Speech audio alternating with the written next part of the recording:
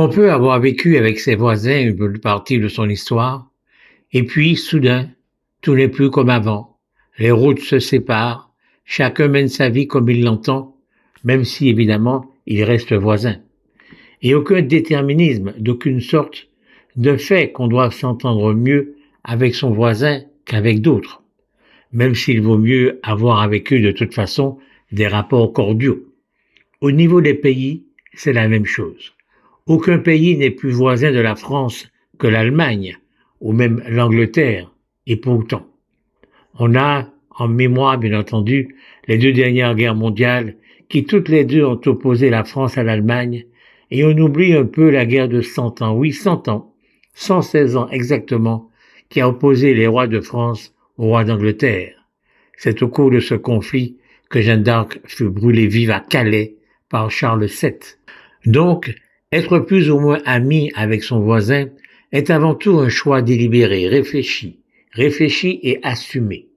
Ce que nous voulons dire très clairement, c'est que ce n'est pas parce que la Martinique est géographiquement proche des pays de la Caraïbe et que nos ancêtres ont en commun d'avoir connu l'esclavage que nous devons être inconditionnellement proches d'eux.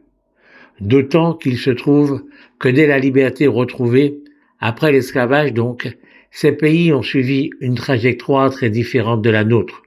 Nous sommes devenus français, eux ils sont devenus indépendants.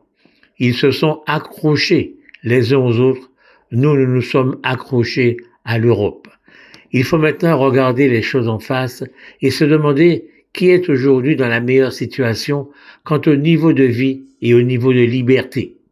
Si c'est nous, et c'est évident que c'est nous, cela signifie que les générations post-esclavagistes associées à la France républicaine, qui est différente, nous l'avons signalé, de la France monarchiste ou impériale, cette génération ou ces générations post-esclavagistes ont choisi le bon chemin, ont fait du bon travail. En moins de 100 ans, 1848 date de l'abolition, 1946 date de la départementalisation, des Martiniquaises et des Martiniquais ont su faire des biens meubles, des choses que nous étions, et bien des hommes et des femmes à part entière, et même l'égal du maître en droit.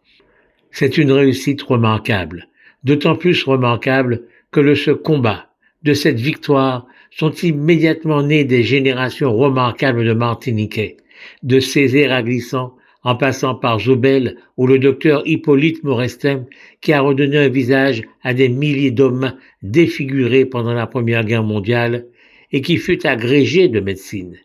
Et des médecins précisément, des infirmières et des infirmiers, des ingénieurs, des professeurs, des avocats, de magnifiques cuisiniers, etc. Il y en a eu plein.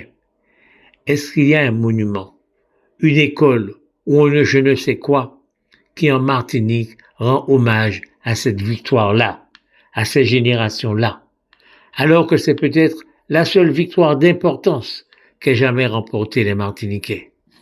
Aujourd'hui, ce à quoi nous rendons hommage, c'est au créole, cette langue créée par les esclavagistes pour donner leurs ordres aux esclaves. C'est le belé, cette danse adorée des esclavagistes pour deux raisons. D'abord, elle était liée au damier et au ladja, des danses guerrières où les nègres se battaient entre eux. Comme ça, ils ne se battaient pas contre l'esclavagiste. Mais ensuite, les tambours du belé indiquaient exactement au maître que ces esclaves étaient exactement là où il fallait qu'ils soient. Nous rendons hommage également aux nègres marrons, ces révoltés qui, pourtant, n'ont jamais pu s'associer et s'organiser pour constituer une force de libération.